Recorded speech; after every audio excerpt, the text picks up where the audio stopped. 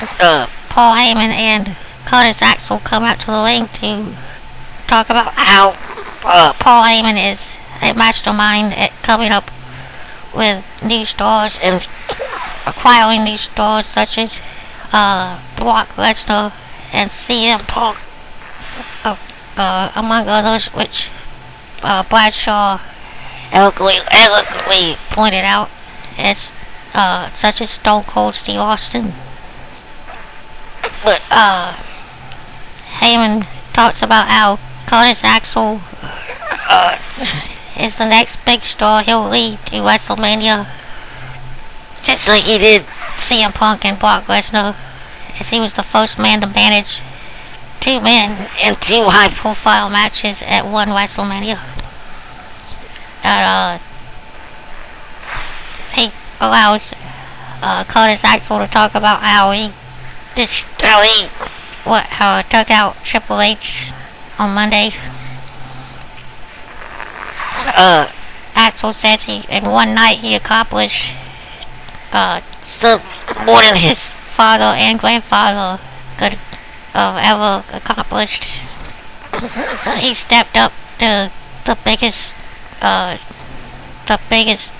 guy and the biggest baddest guy in the WWE, and Triple H took his best shot and basically took him out of competition. And this leads to a commercial break, but coming up next we're gonna have the debut match on SmackDown of the newest Paul Heyman guy, the Game Changer, Curtis Axel. Curtis Axel takes on Sin Cara, who's making his semi-return, I guess. Sin Cara hasn't been seen in a while on SmackDown, but he goes one-on-one in his match against Curtis Axel. The match comes to an end when Sin Cara tries a crossbody, but Axel ducks, and Sin Cara hits the mat hard. He tries to get back up, only to have Axel hit his winning neck breaker, which used to be called the McGill Cutter, but they haven't come up with a name for it now that its name's changed. But that's how the world works. Paul Heyman guys win, everybody else loses. So up next we got the former United States champion Kofi Kingston challenging for the title against the new champion and in my mind the leader of the Shield, Dean Ambrose. It should be a interesting match. We'll have to wait and see how it finds out. The U.S. title match turns into a all-out fight when the Shield starts triple teaming Kofi in the ring. The match gets thrown out, and Randy Orton and Sheamus come out to make the save. This leads to Teddy Long making a 6-man tag, which will be up next. I still haven't seen Will Reigns is injured, but that might happen during the 6-man tag. I have to see if I can spot that. It should be a good match either way. Sheamus, Orton, and Kofi look to be in control at the moment.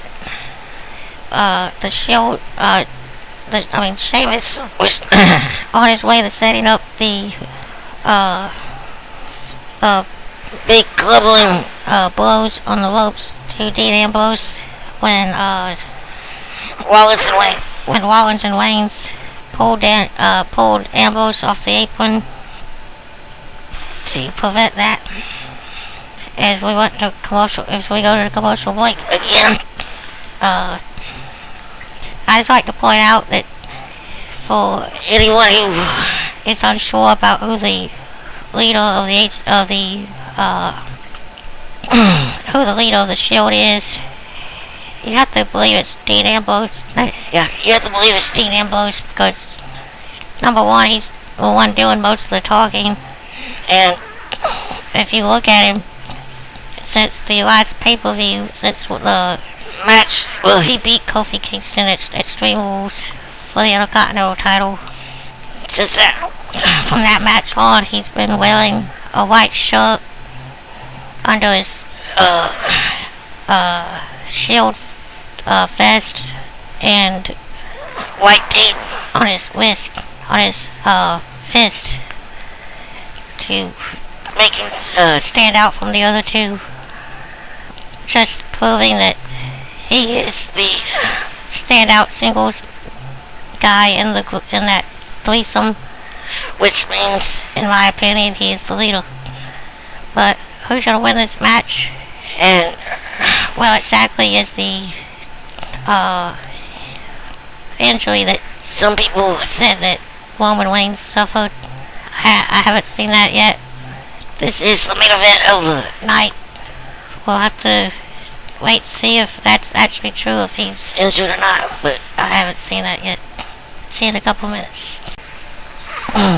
The Shield and Sheamus and Orton and Kofi match just ended. It was a really good main event. They go back and forth for a while when between Rollins and Orton go back and forth until Orton looks like he's about to hit the KO on Rollins. But Rollins rolls out of the ring to prevent this.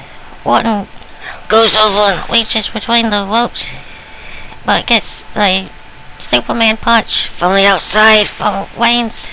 This looks like Will Wayne's may have twisted his ankle or knee on his landing, but I'm not sure. Wayne's is clutching his ankle on the apron, but he looks like he's able to walk pretty good. The match continues until we have Dean Ambrose and Kofi in the ring. Kofi hits a crossbody on Dean Ambrose, which looks like he's about to win, he's about to win the match, but Ambrose kicks out. Rollins comes in and from behind hits Kofi, leading Ambrose to hit the missile drop kick, sending Kofi bouncing back into the corner and back out again. Ambrose rolls up Kofi for his finisher, places him head first into the mat for the 1, 2, 3. The winners and still dominant tag team and U.S. champion, the Shield of Justice. That is all for SmackDown, and I'll see you on Monday, Thursday, and Friday night next week. Remember, TNA Impact goes live. I'm not sure if it's live, but it goes on the air 1 hour later. Now, 9 p.m. Eastern Standard Time, 9 to 11. See you on Monday.